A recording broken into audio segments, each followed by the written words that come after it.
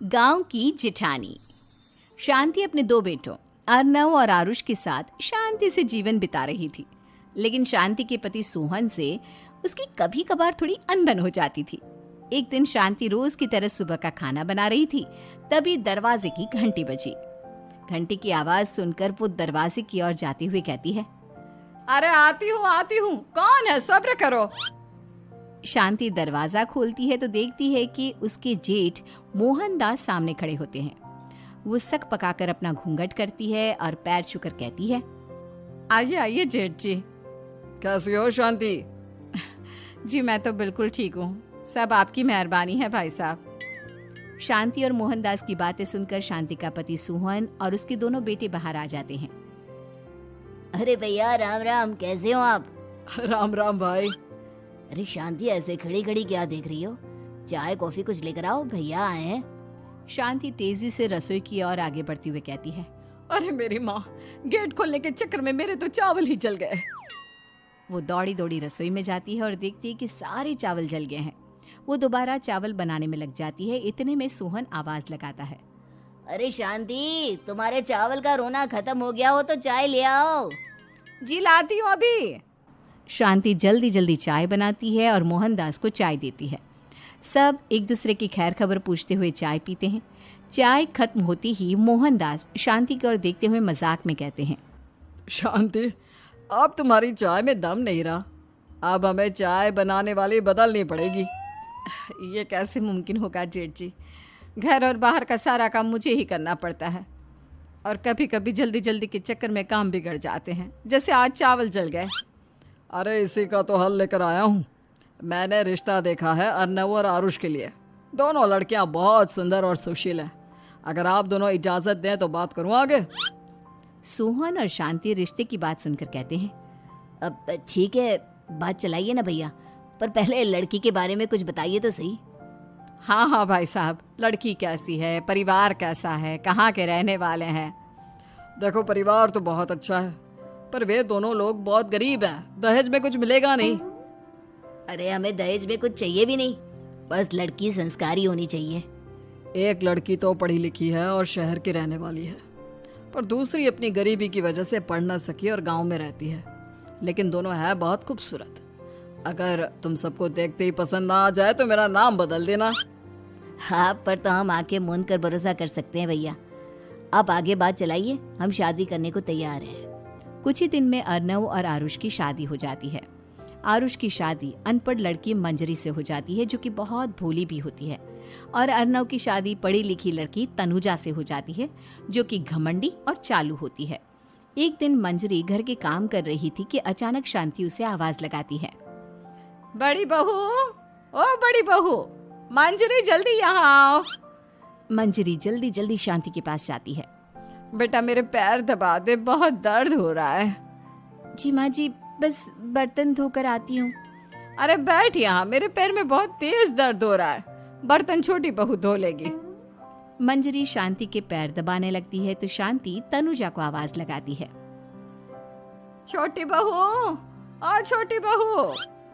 तनुजा थोड़ी देर से आराम से चलकर आती है।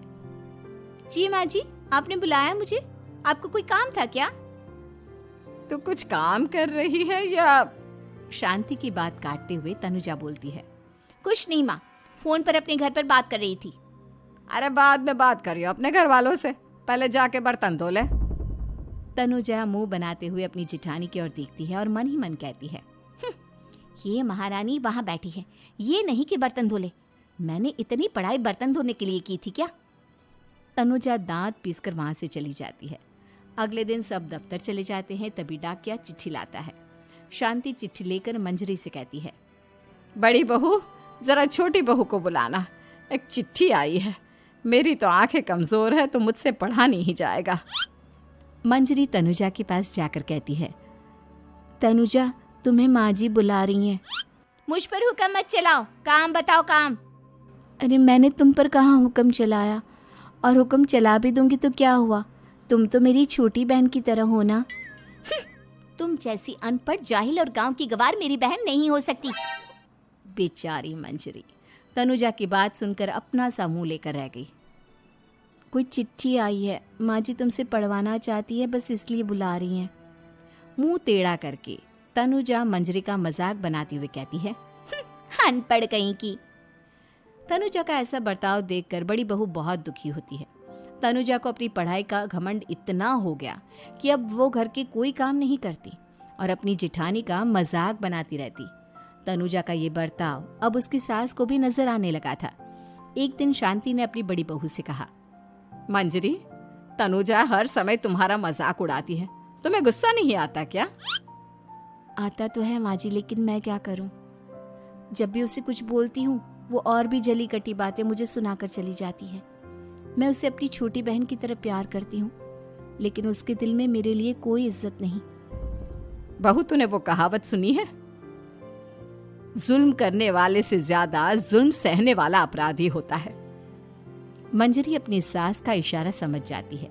वो अपनी देवरानी को सबक सिखाने की ठान लेती है और एक दिन शांति अपनी दोनों बहुओं के साथ बैठी थी तो शांति अपनी बड़ी बहू से पूछती है, अरे बहू, शाम होने को है, कुछ सोचा है क्या बनेगा खाने में? माँ जी, मेरे तो सर में बहुत दर्द है आज। मेरी प्यारी देवरानी ही कुछ अंग्रेजी खाना बनाकर खिलाएगी। सुना है पढ़े लिखे लोग अंग्रेजी खाना बहुत अच्छा बनाते हैं, क्यों तनुजा? इतना कहकर मंजरी अपनी सास की ओर देखकर मुस्कुरा दी। तनुजा अपनी तारीफ सुनकर बहुत खुश हो गई। इतने में शांति कहती है, ये तो सच बात है छोटी बहू, ये तो मैंने भी सुना है। हम भी पक गए हैं बड़ी बहू के हाथ का खाना खा खा कर। तनुजा, तुम्हारी माँ भी तो तुम्हारे खाने की बहुत तारीफ करती हैं। आज हमें भी खिला दो कुछ अच्छा सा बनाकर। शांति की बात सुनकर छोटी बहू और आसमान पर चढ़ गई, पर उसे ये कहाँ पता था कि उसकी सास और जेठानी उसे सबक सिखाना चाहती हैं। तनुजा अपनी तारीफ सुनकर खुश तो बहुत होती है, पर सोचने लगती है, मुझे तो कैसा भी खाना बनाना नहीं आता। अब मैं क्या करूंगी? अगर मैंने इनको सच बता दिया तो मेरी सारी इज्जत मिट्टी में मिल जाएगी। अरे छोटी बहू, क्या सोच रही हो? खिलाओगी ना अपने हाथ का अंग्रेजी खाना? छोटी बहू हाँ में सर हिला देती है। अचानक से उसके दिमाग में एक आइडिया आता है। मैं इंटरनेट से देखकर कुछ बना लेती हूँ, मेरी वाहवाही पूरे घर में हो जाएगी। मुझे कौन सा रोज रोज बनाना है।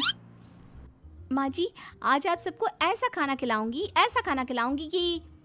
इतने में शांति छोटी बहू की टांग खींचते हुए कहती है कि पता नहीं कैसा खाना खिलाओगी। ए ऊपर वाले, हमारी रक्षा करना।